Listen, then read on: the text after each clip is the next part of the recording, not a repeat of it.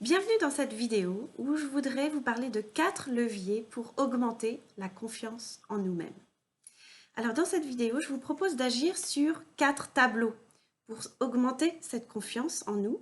Je vous propose d'actionner ces 4 leviers pour véritablement obtenir des résultats pour cette confiance en soi, une vie personnelle, professionnelle plus sereine, moins stressée. Alors, je vous le répète, je le répète souvent dans mes vidéos, il n'y a rien de révolutionnaire dans tout ce que je vous raconte. Ce qui va être révolutionnaire, c'est d'appliquer les principes. C'est de véritablement les expérimenter et les mettre en œuvre dans le concret du quotidien. Donc, il s'agit, là, je vous invite dans cette vidéo, je vous invite à réfléchir. Si vous voulez, vous pouvez noter, c'est l'occasion pour vous d'approfondir certains sujets et donc de prendre du temps, noter, et de prendre un peu les choses à la lettre, de me prendre au mot et d'aller explorer ces pistes que je vous propose aujourd'hui. Et c'est là, et ce n'est que comme ça que vous obtiendrez du changement. Alors, quand il y a moins de stress, plus d'équilibre dans notre vie, automatiquement, la confiance en soi augmente. D'accord ? Et pourquoi est-ce que tout à l'heure je disais véritablement obtenir des résultats de façon vraiment véritable? Parce que, en fait, ce qu'on entend souvent sur la confiance en soi, bon, c'est très bien, mais c'est souvent infinitésimal comme perception. Les propositions de solutions sont vraiment sont toutes petites, n'attaquent qu'une toute petite, infime partie du problème. Ce qui est proposé le plus souvent, c'est seulement un outil, une facette, une astuce, une piste, une solution. Et en fait, ça ne peut pas, une solution ne peut pas donner un résultat global, efficace et durable dans le temps. Ça n'est pas possible. C'est vraiment ce qu'on voit le plus souvent, c'est une approche très simpliste. Alors peut-être que c'est très vendeur, peut-être que c'est très marketing, mais c'est trop superficiel. Et aujourd'hui, nous avons besoin d'être vrais avec nous-mêmes et avec les autres. Et moi, j'ai envie d'être vrai avec vous parce que moi aussi, je suis sur le terrain de la vie et je vois bien qu'une astuce, oui, ça peut nous faire plaisir quelques jours comme ça, mais c'est pas ça qui va nous aider véritablement, durablement et profondément à augmenter notre confiance en soi. Ça n'est pas vrai. Donc il faut arrêter de nous mentir et de se faire croire qu'on peut améliorer la confiance en soi avec une ou deux mesures ou astuces. Alors on se donne bonne conscience, mais c'est tout. Et pas grand-chose ne change en vérité. Donc si nous voulons une véritable amélioration dans notre vie, donc moins de stress, plus d'équilibre et donc par conséquent plus de confiance en soi, il faut agir sur 4 tableaux, dans 4 domaines que je vais aborder là dans un instant. Et donc tout ça, en fait, ce que je vous propose là, ce sont des extraits de mes formations en ligne ou des formations que j'anime en groupe. Et donc là, dans cette vidéo, je vais vous donner quand même suffisamment d'éléments pour que vous puissiez, à partir de là, commencer ce processus de transformation. Donc, premièrement, il s'agit d'agir sur notre corps. Il faut prendre en compte le corps. Pourquoi le corps? C'est notre véhicule, c'est le réceptacle de tout ce qu'on vit, de tout ce qui nous traverse. Et on ne peut pas le laisser de côté pour augmenter la confiance en nous-mêmes, d'accord? On ne peut pas juste augmenter la confiance en soi avec d'autres principes. Le corps en fait partie. C'est lui qui prend l'empreinte de stress, c'est lui qui se tend, c'est lui qui somatise, c'est lui qui est fatigué, qui est bloqué dans sa respiration, dans sa posture, d'accord? Et pour la confiance en soi, on a besoin de mieux faire circuler l'énergie dans notre corps. Donc, je vous invite à réfléchir à tout ce qui va pouvoir favoriser une meilleure vitalité, une meilleure circulation d'énergie dans votre corps. Donc voilà, c'est vraiment la première piste que je vous invite à explorer. Donc essayez de réfléchir, prenez-vous en main et voyez tout ce qui vous attire, tout ce que vous avez envie de mettre en place dans votre vie et qui va vous aider à augmenter cette vitalité et à laisser mieux circuler l'énergie dans votre corps. D'ailleurs, je pense que j'en parle dans quelques vidéos, donc allez voir sur ma chaîne YouTube et vous trouverez certainement encore d'autres ressources en ce qui concerne aussi le corps. Deuxièmement, donc deuxième levier, notre organisation. Alors, évidemment, ça tombe sous le sens. Si on est mal organisé, si nous sommes mal organisés, c'est source de stress, d'accord? Mais je voudrais vous parler de deux choses. Il y a l'organisation pratique du quotidien, D'accord? Donc, tout ce qui est, que ce soit personnel ou professionnel, tout ce qui est donc micro, hein, vraiment l'organisation très pratique quoi, du quotidien. Et puis, il y a l'organisation plus macro, plus générale dans notre vie.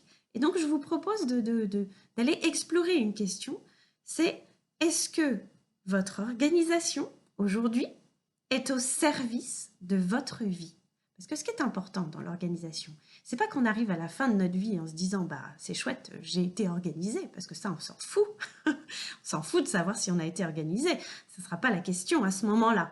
C'est ce qui véritablement va faire qu'on aura moins de regrets au dernier instant de notre vie, c'est de pouvoir se dire j'ai pu m'organiser pour porter à bien mes projets.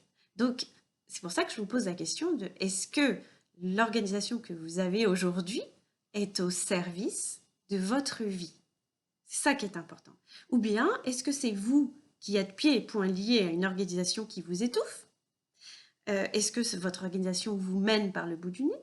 Ou bien alors peut-être que vous n'avez pas d'organisation du tout et que vous subissez, vous suivez le flot des événements? Est-ce que c'est vous le capitaine du navire? Est-ce que c'est vous le créateur de vos journées, de votre vie? Ou bien alors est-ce que vous suivez ça un peu poussé par le nez dans le guidon, par tous les événements qui viennent sur votre plateau aujourd'hui? Là, c'est l'heure de rendre mon projet, là, c'est l'heure de déjeuner, là, c'est l'heure de rentrer à la maison, là, c'est l'heure de préparer mes vacances. Là, vous ne créez rien du tout. Là, vous subissez un peu bêtement, enfin sans créativité, sans être véritablement le capitaine de votre navire, quoi. Donc, est-ce que vous répondez majoritairement aux agendas des autres ou à vos propres exigences inutiles ou à peu de valeur ajoutée? Ou bien alors, est-ce que votre organisation est véritablement au service de votre vie? Voilà une question que vous devez aller creuser. Troisième point, c'est le fait de prendre du recul dans sa vie. Alors, ça veut tout dire et rien dire à la fois.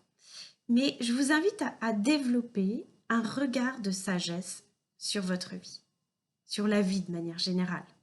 Si vous restez dans vos schémas de pensée habituels, d'émotions habituelles et de comportements habituels, eh ben, tout est couru d'avance, c'est-à-dire que hier ressemblera à demain.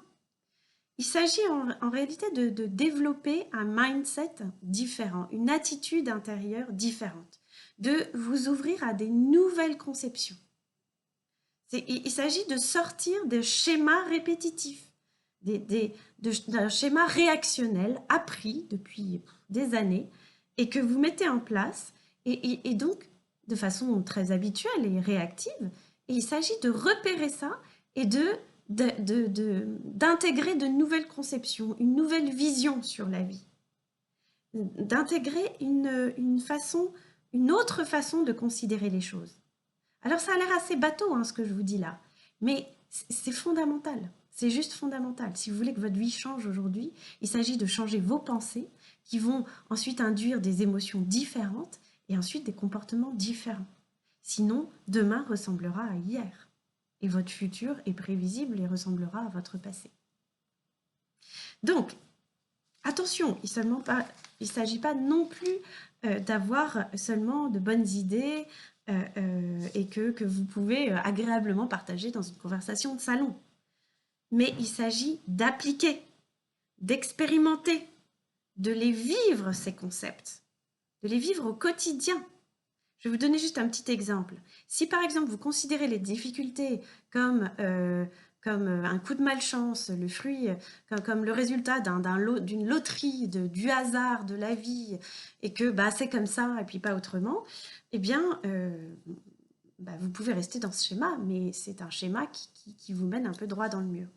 Or, prendre du recul, développer une différente attitude intérieure, c'est quoi? C'est de considérer les difficultés autrement. C'est peut-être les voir à travers un prisme qui sera différent pour une fois. Et pas juste quelque chose, comme je viens de dire, que vous pouvez partager agréablement dans une conversation de salon. Oui, il ne faut pas trop s'en faire, à travers les difficultés, on peut apprendre des choses.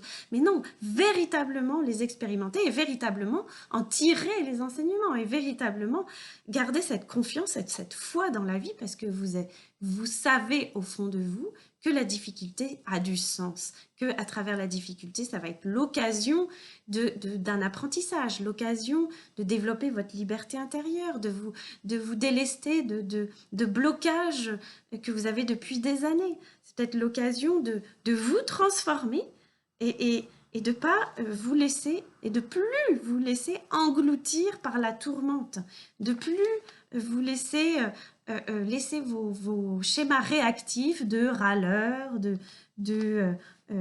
celui qui se catastrophe, de celui qui peste contre tout, qui est tout le temps frustré parce qu'il n'a jamais de chance, etc. Et donc, c'est vraiment expérimenter un apaisement au quotidien, au fur et à mesure que les difficultés arrivent, et donc expérimenter cet apaisement grâce à ce regard de foi et de confiance que vous posez maintenant sur ces difficultés et sur la vie. Et ça change tout. Alors, donc je vous invite vraiment à aller creuser cette prise de recul. Où est-ce que vous en êtes dans la prise de recul? Est-ce que vous réagissez comme ça de façon habituelle aux situations ou bien alors vous cherchez véritablement à faire appel à votre sagesse intérieure ou à vous inspirer d'autres façons de voir ou vous inspirer de personnes qui, eux, ont l'air de prendre les choses moins négativement, moins de façon catastrophiste que vous ou de façon plus sereine ou qui se laisse moins engloutir par un certain nombre de difficultés. Peu importe le degré, peu importe le degré. Mais je vous invite vraiment à aller creuser cette question. Quatrième domaine, c'est trouver sa raison d'être. Si nous voulons, c'est fondamental, si nous voulons augmenter la confiance en nous-mêmes, baisser notre stress, nous devons nous mettre en marche pour répondre à cette question. Quelle est ma raison d'être? Pourquoi est-ce que je suis en vie sur cette terre? Quel est le sens de ma vie? Qu'est-ce que je fais ici? C'est quoi ma raison d'être? Ma vocation, ma mission, enfin, utiliser les mots qui résonnent en vous. Alors, trouver sa raison d'être, ça ne se trouve pas comme ça sur un coin de table, un beau dimanche après-midi, quand vous avez décidé d'en finir avec cette question. D'accord? Trouver sa raison d'être, pour certains c'est facile, mais pour d'autres c'est vraiment le cheminement, c'est toute une quête. C'est quelque chose qui s'affine avec le temps, qui évolue, qui s'apprivoise. Mais en tout cas, une chose est sûre, c'est que lorsqu'on se met en quête de cette raison d'être, eh bien, de façon aussi tout à fait intentionnelle et consciente et constante, eh bien, notre confiance en nous-mêmes augmente, c'est automatique. C'est vraiment, ça nous rend très fort mentalement. Ça nous rend beaucoup plus fort psychologiquement. Pourquoi? Parce qu'il y a une partie de nous qui sait que nous sommes en marche. Il y a une partie de nous qui sait qu'on cherche activement, qu'on est en chemin. Et ça nous procure une sorte de joie intérieure, une sorte de volcan de bien-être et de joie profonde et intérieure de la vie qui apparaît quand justement on se met en quête de ce sens, de cette raison d'être. Et donc avec l'aide du point numéro 3 qui est de prendre du recul, on sait que ça va se faire ou que c'est en train de se faire dès l'instant où vous posez votre intention de vouloir trouver votre raison d'être et que c'est quelque chose que vous implantez au quotidien, pendant la semaine, et que ce n'est pas juste une réflexion un beau jour, un beau week-end et que vous avez par la suite enterré. Non, c'est quelque chose qui se porte régulièrement et qui est là avec nous dans notre conscience au quotidien. On aura en fait, si on poursuit cette quête donc de façon consciente, intentionnelle, vigilante, eh bien, on sera suffisamment attentif pour pouvoir repérer les signes que la vie va nous offrir, les opportunités, les situations qui vont nous appeler et qui vont nous guider vers une expression plus juste de nous-mêmes. Parce que c'est bien ça la question, c'est vraiment arriver à trouver notre place et à déployer nos ailes. Et ça se fait dans un concret d'une vie tout à fait banale, mais quand on est dans ce cheminement-là, eh bien la confiance en soi augmente et voilà, ça n'a pas de prix, ça n'a pas de prix. Donc, ce point 4 là, trouver sa raison d'être, c'est capital. Car si on ne la poursuit pas de façon consciente et intentionnelle, en fait, notre vie en est impactée, mais négativement. On se retrouve dans des situations bloquées, on peut ressentir une sorte de vide intérieur, une sorte de vague à l'âme, un peu en lame de fond. Alors qu'en surface, tout semble OK, aller à peu près, mais il y a comme un vide en fait, ou ce vague à l'âme. Et d'ailleurs, parfois, les gens disent de façon classique, non, mais je ne devrais pas me plaindre parce que ça va, non, mais on est gâté. Mais on sent bien qu'il manque quelque chose d'essentiel. Et, et à ce moment-là, en fait, la vie nous pousse dans nos retranchements, hein, tant qu'on ne poursuit pas ce sens de notre vie, qui est en fait le cœur de toute notre vie, eh bien, la vie nous met face à des situations de burn-out, de dépression, de maladie, de grosse fatigue, de lassitude. Et qu'est-ce que c'est tout ça, en fait? Ce sont des symptômes qui nous disent quoi? Que c'est juste un cri de notre âme, de notre être profond, qui sait que, en fait, on n'est pas sur le bon chemin, qu'on s'égare, qu'on est là, qu'on vit dans un t-shirt beaucoup trop petit, dans une vie rétrécie, et c'est pas ça dont nous avons soif de façon profonde. Alors que, en fait, on mérite mieux, on mérite de déployer nos ailes, on mérite de trouver notre place et de rayonner qui nous sommes.